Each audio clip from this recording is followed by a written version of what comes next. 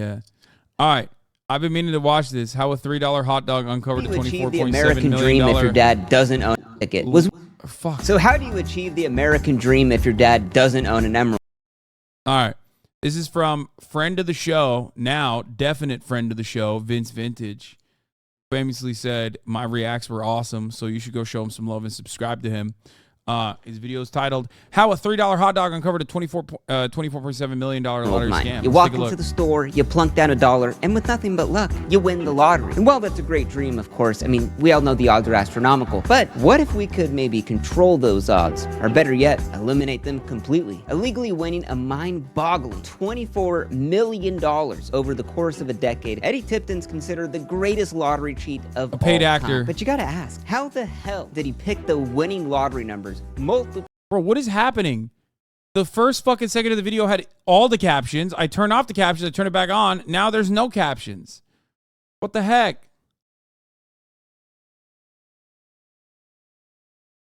Times for over 10 years. Well, it's kind of simple.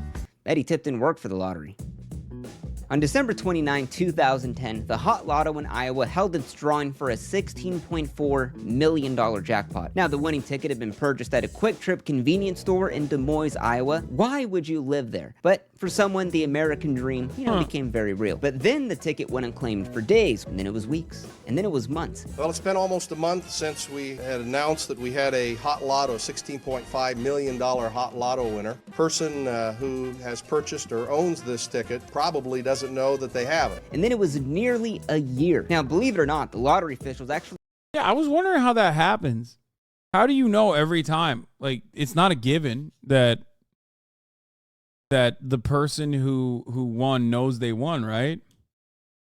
Because I feel like there's hella people that probably fucking buy a ticket and just like kind of toss it or whatever. Do they re-roll?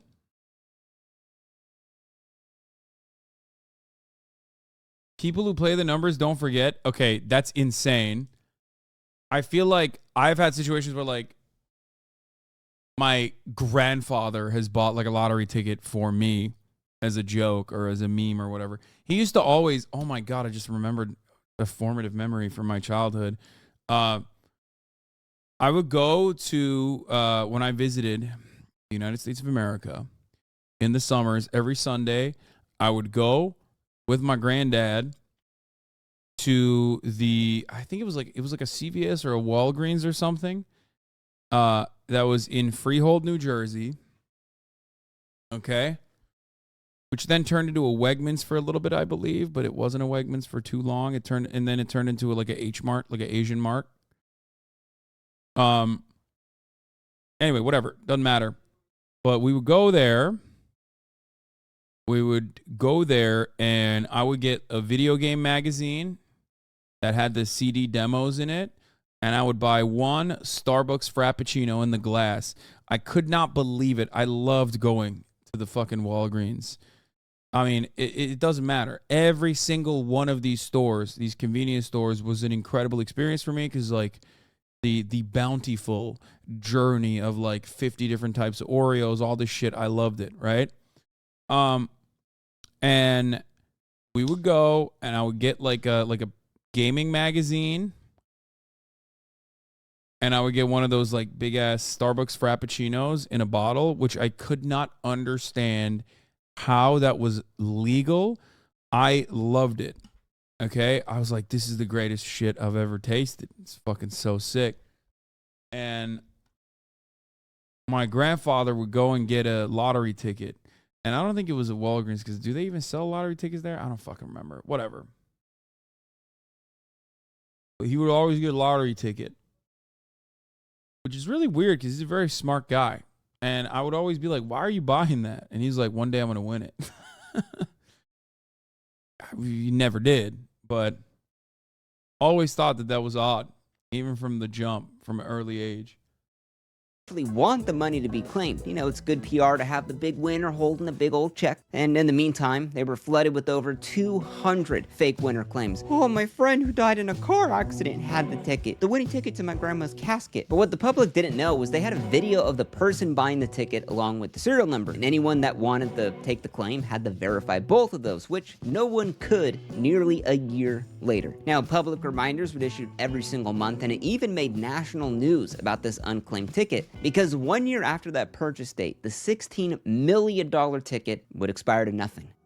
Now, 30 days before the expiration date, Canadian attorney Philip Johnston called in and provided what no one else could, the correct serial numbers for the... Wait, if it actually expires, why don't they just fucking scam people and be like, oops, it expired. Like, just roll a fake number that was never sold and then just collect the fucking revenue for the government and then do it over and over again. I wonder if they do that. Don't give them ideas. Bitch, it's gambling. It's legalized gambling that the government is doing. You understand that, right? It's one of the dumbest concepts of all time. You're not going to win it anyway. You're just buying it. It's already a scam. I love someone said the lottery is a scam if they don't actually offer the payout. What do you mean? It already is a scam. It's just that every aspect of our existence under late stage capitalism is so riddled to the fucking brim with numerous other scams that you have forgotten that this is an OG scam. This is the OG scam. Yes, it is a regressive tax on the poor. Now, of course, it's a scam that isn't the worst kind of scam because, like, that tax actually does end up, you know, funding resources. Does that make sense? But, you know, you think it's good that it goes towards funding these state schools and shit, right? Yeah, no, that's what I'm saying. I think it's the best kind of scam overall because it literally works to fund government services. The government does it. Yeah, the government runs the lottery, don't they? Or don't they tax it heavily? I think they either run it or they end up taxing it super heavily. I'm pretty sure, but I think they run it. Winning lottery ticket, and he had said he had purchased the ticket himself, but then said he could not personally deliver the ticket because he was too sick to come down from Canada. Maybe it sounds a little sketch, but they asked him what he wore on the day that he bought it, and Philip paused. He was wearing a tweed jacket with dress pants and dress shoes. Now, although he gave the correct serial number, the man in the video buying the winning ticket was wearing a hoodie and sweatpants. He was lying, so they didn't give him the jackpot. Now, a week later, Philip Johnston calls in again, but now with a different story, stating that he had actually told a little white lie, that it wasn't him that bought the ticket, but he was representing the winner of it, and he was a wealthy man who wanted to remain anonymous. Now, there's just one problem with that. It's against the rules of the Iowa lottery. All winners' names have to be made public, but they still didn't want to reveal the winner's name. But then on the final day, down to the last hour before the $16 million ticket expired, an attorney from New York shows up with the actual winning ticket in his hand. We've been looking for 365 days for this, and with 1 hour and 50 minutes left, the two individuals you just met brought us what we believe is the winning ticket for the Hot Lotto jackpot. But this time, the ticket was signed by a trust in the Belize, and the trust beneficiary was a shell company in Belize, and who was the president of that shell company? Oh, it was Philip Johnston, the attorney that called in the first time. We've got to make sure that we're paying the right amount and the money to the proper and appropriate persons, so we are not paying this particular ticket today. Then, in a last-ditch effort, the attorneys asked if they could claim the money in cash and then turn it over to the state and they could give it to charity. But lottery lawyers declined based on concerns about the legality of the purchase, possession, and presentation of the ticket. We couldn't verify the winner. Now, the attorneys were so angry at this point that they actually threatened to sue the Iowa lottery until they realized that they would have to actually reveal the real winner's name in the court case. The lottery received yet another letter. The purchaser of the ticket has elected to remain anonymous and withdraw the... What the fuck do they think? That's so dumb. How would you prove that? You would have to reveal the person's name. Okay. I mean, At that point, they have to know there's like some scammy shit happening, right? Because like this lawyer is kind of stupid. The claim, and to think all that person had to do was provide birth date and address, and they would have walked away with millions of dollars. And the $16 million jackpot went to no one. Now, why were they trying so hard to hide the name of this ticket winner? Was the Iowa versus John Doe? No, but it would come up. His name would 100% be revealed in discovery. That's number one. Number two, John Doe is not a minor. Like, what do you mean?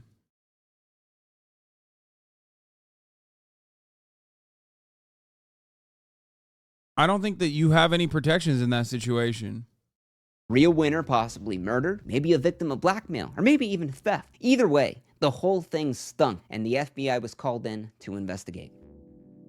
Now, it seemed a bit strange when Eddie Tipton, the security director for the multi-state lottery, lived in a 8,500 square foot mansion decked out with a 20-seat custom home theater and a basketball court. Now, Eddie didn't make that much money. His co-workers at the lottery often wondered how the hell could he afford a baller mansion when he only made about $90,000 a year. Now, he told his lottery co-workers that his house was just his one vice, and that even though he was single and in his 40s, that one day he was gonna have a huge family. And this story kind of made sense. It was 2007, a lot of people bought homes they couldn't afford, so no one, not even his co-workers at the lottery, suspected a thing. My God! Now, as the FBI... See, turns out the house controversy is good, actually, because imagine they should have, if he had some fucking psychotic freaks following every step that he made, he could have also been doxxed. And then when he first bought the house, they could have yelled at him, and then they would have found out that he bought it by faking it. I investigated the case. Faking lottery Kinda wins. went cold. There wasn't a lot of evidence. There's too many dead ends. Until 4 years later, it ended up on prosecutor Rob Sands' desk. Now, nobody expected him to get anywhere, but Rob Sands was the hot new prosecutor on the block that wanted to make a name for himself. But all Rob had to work with was a grainy video of the dude buying the ticket that they didn't know, and the name of some Better Call Saul Canadian attorney that called in with the winning ticket. So investigators flew up to Canada to interview the first attorney, but then he said that he was actually collecting the ticket on behalf of another attorney that was from Texas. And when they went to that attorney, he said the winning ticket had been given to him by Texas businessman Robert Rhodes. But Robert Rhodes looked and sounded nothing like the guy in that video. So 4 years after having the lottery drawing held, Rob Sands... Bro, people do fucking crazy shit to avoid the top of the hour ad break. Like,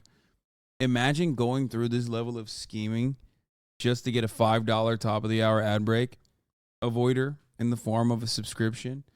That's crazy.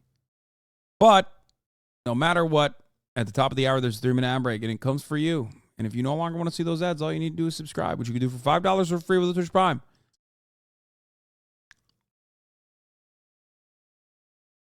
Right. You can also get gifted a sub. Maybe a lottery winner will gift a sub for you. Here's the 3-minute ad break now. Released that video nationwide to ask for help in trying to identify the guy in that video, along with an audio track of his voice. 34 MKD50 is back with 50 big ones. No thanks. Now, within days, It's also kind of sus that he was all geared up, like in a hoodie and shit, buying a lottery ticket. Like, is wild. thousands of people called in to the FBI, and it sounded like my grandpa, oh, it sounded like my coworker, but one name kept coming up. You see, dozens and dozens of lottery employees from across the country had called in and instantly recognized the voice as Eddie Tipton. But this was a little hard to believe. I mean, Eddie Tipton was the security director for the multi-state lottery, meaning he's the guy in charge of making sure no one cheated, and legally couldn't even buy lotto tickets. But what were the odds that Eddie Tipton could also pick the winning numbers? The coincidences were too far. So how are the winning numbers picked for the lottery? Well, back in the day, the numbers were put on ping pong balls, whipped around in a cage, and one by one were taken out in the public eye so everyone could see the contest was legit. But even this system had problems when lottery workers cheated the game by filling some of the balls with water to improve their own odds, and then... Bro, this makes no sense because, like, I feel like there needs to be a rule. That part, that thing was great. I feel like that concept was great. Remember what they stole from you. Remember what they took from you. Return to tradition. I'm sick and tired of this new lottery bullshit. But also, if you work for the fucking lottery company, you should not be allowed to win the lottery. Because It makes no sense. If a big part of the lottery structure relies on the confidence that people have that there will not be any kind of misdeed, okay?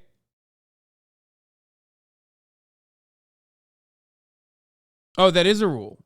Okay, that makes sense. I was about to say, like, if any time a lottery, even if they, honest to God, bought a ticket and won the lottery, I'm going to be like, no, dog, that shit's crazy. That's cheating. You're fucking cheating. There's no way I'm sitting there and the fucking guy that's pulling the numbers wins the lottery. Like, get the fuck out of here. No shot. Not allowed. No, not being allowed to buy a ticket is not the same as, like, not being allowed to win. Okay? It's the same reason why team owners and professional players are not allowed to bet on games within their own sport or games they're directly involved in. Yeah, I tell that to Michael Jordan. But also at the same time, I feel like nowadays with ESPN setting up like its own betting company and shit, I'm sure that rule will fucking change too. Because god damn it, dude. I feel like gambling makes the world go round. When those balls exploded on live TV, a new system was needed. Now, today, lotteries pick the winning numbers using computers, but to understand the real genius of how Eddie Tipton cheated, we need to remember that computers never do anything randomly. So, how do you get a random number on a computer? Well, you actually kind of don't. So, it starts with an input number and runs it through a complex math problem called the random number generator to output a final number that looks random.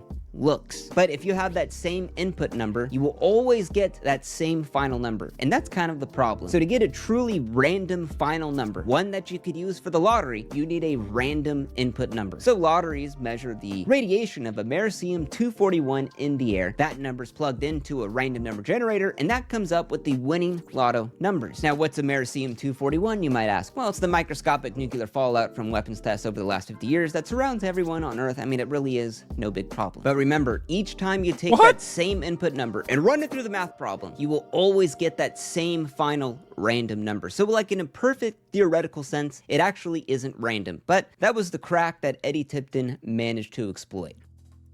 Now, in January of 2015, Eddie Tipton was arrested for defrauding the Iowa lottery. Now, the feds had a decent amount of evidence against him. Video was clear, the audio analysis matched up with his voice, and even though Eddie said he was out of town the day that ticket was bought, well, his own phone records show that he was in that store at that time when the winning ticket was bought. Now, in custody, he lawyered up. He didn't say a word about how or if he even...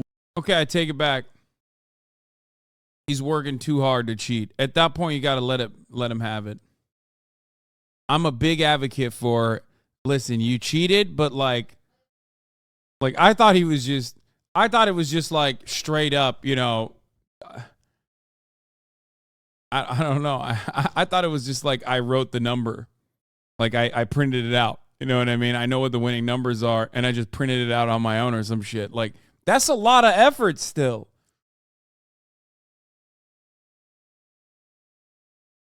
You got to respect it a little bit. Come on.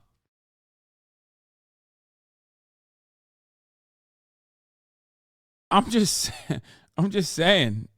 And did it. And the feds had no idea how he did it. So the only thing they could nail him for was buying a lottery ticket as a lottery worker. Now again, these fraud charges against Tipton, we're told, are based solely on the belief that he attempted to falsely redeem. I thought doing math was legal.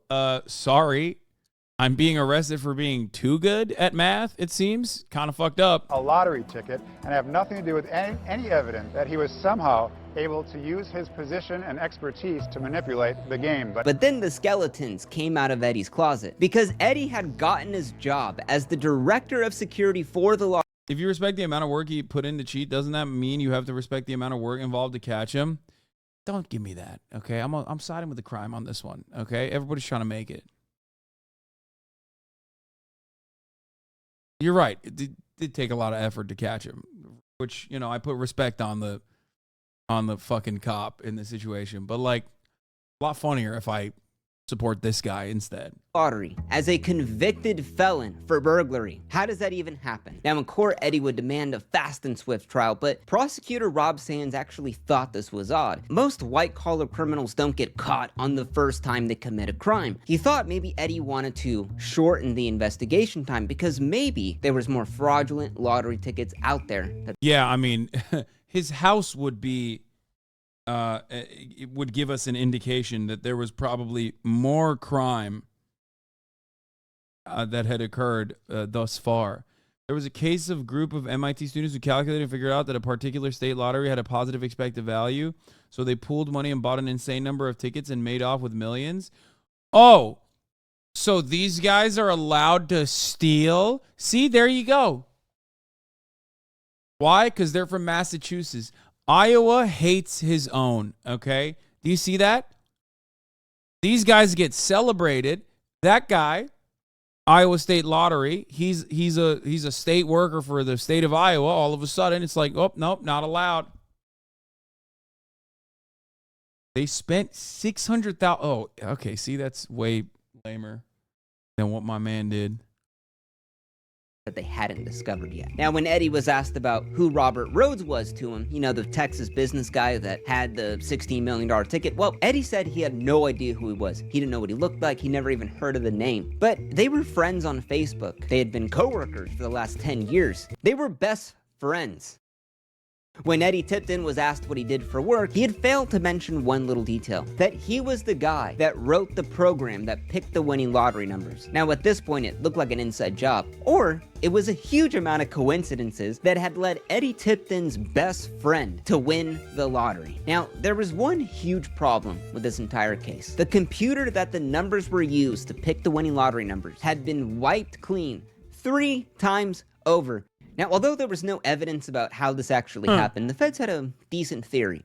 Now, look at this nerd, dude. Look at this guy. Just, oh, look at me. I'm trying to stop crimes from happening. Oh, yeah, I'm a nerd.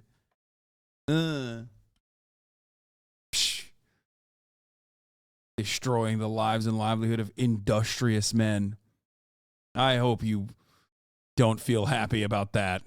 Hot Lotto uses 2 computers that are locked in a room that only 5 people have access to. And you guessed it. More like Narc Zuckerberg. Yeah. Eddie Tipton was one of those people. Now, inside of that room, there's a locked plexiglass box that you need 2 keys from 2 employees to open up, and then they pick the winning lottery numbers. And this whole process is recorded on cameras 24/7. So how could have this hacking been done? Those cameras that record 1 frame every minute, meaning that theoretically, Eddie Tipton could have gone inside the room for some routine maintenance with another coworker. While that coworker was turned away, in the span of 59 seconds, Eddie Tipton could have put in a USB key, changed an estimated 2 lines of code, and then he would know what the winning lottery numbers are that only he would know about. But in Eddie's defense, there was no evidence of any of this. All of the witnesses testified Eddie Tipton was the man in that video. Even the person that had sold him that lotto ticket and the hot dog said it was him. But Eddie Tipton's defense had a rebuttal to that. They said that that was actually impossible because Eddie Tipton is not a hot dog guy, that he's more... Yes! Dude, first of all, that's a lie, okay? Let me tell you something. I saw one fucking frame of this man more than the cameras ever saw, and that's a fucking hot dog guy, okay? I do not give a fuck what his team of lawyers and legal experts are saying. That's a man who likes a good brat, okay? That's a brat boy right there. Get the fuck out of here. He absolutely is a hot dog guy. As a matter of fact, that's probably why he lost the lawsuit, because the judge took one look at him and went, no, my boy, you are a glizzy gobbler, okay? You are a glizzy guzzler. There is 0% chance. I mean, you like burgers too, for sure, but you definitely are a hot dog boy. Let me tell you something. A lot of you are saying, oh, he's a hamburger guy. You are Philistines. Want to know why? Because who amongst us doesn't love a fucking bacon cheeseburger? Okay? I love it. Do I prefer it to a hot dog? Absolutely. Let me explain something to you. Okay? Let Let me explain something to you. You go to a 7-Eleven, are you going to have the fucking burgers or are you going to have the hot dog? Are you going to have the pizza? No, you're going to have the hot dog. It's the most edible thing because a hot dog is low quality meat stick across the board. The hot dog that you get at 7-Eleven is going to be close to a hot dog that you get as a dirty water dog in the corner street of a New York City subway station, okay? It's consistent. So it does not matter. Your Honor, it does not matter whether his personal preference is a hamburger or not because all of us are hot dog guys. When we sit right there at the counter of a 7-Eleven, we are all united as Americans as hot dog people. Case closed. I switched it on him. I'm the nerdy prosecutor now. That's how I would close it out. I rest my case. Is not a hot dog guy, that he's more of a jack-in-the-box man. And honestly, I can tell. So what happened here? Eddie Tipton bought the winning lottery ticket, gave that to a good friend named Robert Rhodes, who then gave it to his attorney, who then gave it to another attorney that specializes in hiding money. A lot of people in the chat keep saying taquitos all day, but like, dude, as soon as you say that, visually in my mind, I'm like, I cannot imagine like an edible taquito. I immediately think like crusty ass, like the cheese on the corner of the taquito is like basically turned into black. It's not even brown anymore. It's like black from fucking rolling around on that steel thing all day, every day. No, I'm telling you, those shits are fucking gross and stale. If you want the same consistency in your food that you're about to have, you would go for a hot dog. 100p. Hot dogs are the same quality in most places that you go to. And that's why it absolutely is the option, is the choice there, okay? And that's how he got to the situation. So Eddie had access, Eddie knew how to commit the crime, there were cell phone records, Facebook messages, all going back 10 years that linked him to Robert Rhodes. So the jury would rule guilty, and Eddie would be sentenced to 10 years in jail. But the story is far from over. Now, remember when Eddie said he wanted a fast and swift trial, and Rob Sands thought maybe that was a little bit odd because there was more fraud out there? Well, after the trial, the feds would comb through 44,000 winning lottery tickets across all of the states for over a decade. And they would cross-reference the winners with Eddie Tipton's Facebook friends, phone numbers, LinkedIn's, and some strange coincidences. Okay, once again, you have to respect the hustle. This man was able to operate a fucking crime ring off of Facebook. Off of Facebook moots, okay? Moots. Facebook moots. That is so respectable. Nowadays, you can't even be the fucking president and ask for 11,780 votes in the state of Georgia, okay? Without a bitch getting in your ear telling you how illegal that is, okay? I'm just saying, this motherfucker was doing it in broad daylight with like multiple loose ends without even tying them. You got to put some respect on it. You have to. It's kind of sweet. It's kind of sick. Coincidences came up. On November 23rd, 2005, Eddie Tipton's brother won a $600,000 jackpot in Colorado. Eddie Tipton's program was used in Colorado. On December 29, 2007, Robert Rhodes had won $800,000 in Wisconsin. Eddie Tipton's program was used in Wisconsin. On November 23rd, 2011, Kyle Kahn, who was a good friend of Eddie Tipton's brother, won $1.2 million in Oklahoma. Eddie Tipton's program was used there. And on December 29, 2010, in Kansas, Eddie Tipton's ex- Ooh-wee! That right there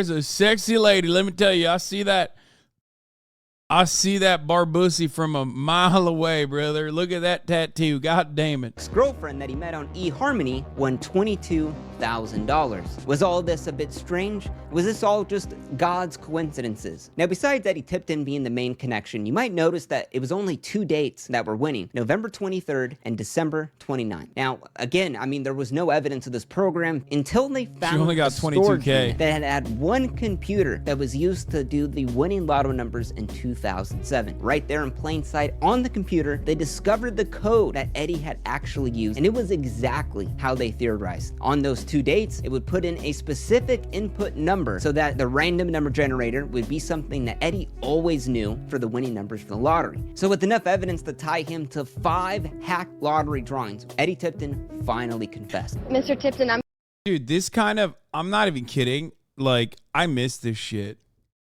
Like, I do have some level of respect for this kind of grit, this kind of entrepreneurial mindset, especially when, like, all level of scams have basically moved to such low effort, bottom of the barrel bullshit. You know what I mean?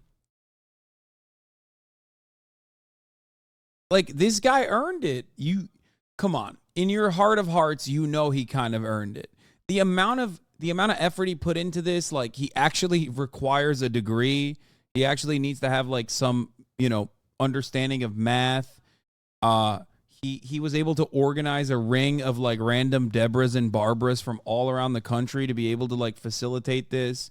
And nowadays it's like the opposite. You know what I mean? It's just like, get my mindset mentality course for $50 a month. Like, I've decided I can imagine not being poor, and then all of a sudden I'm rich. And if you're just as stupid as I am, fucking buy my course, and then boom, all of a sudden you're making like $100,000 a month. I hate that shit.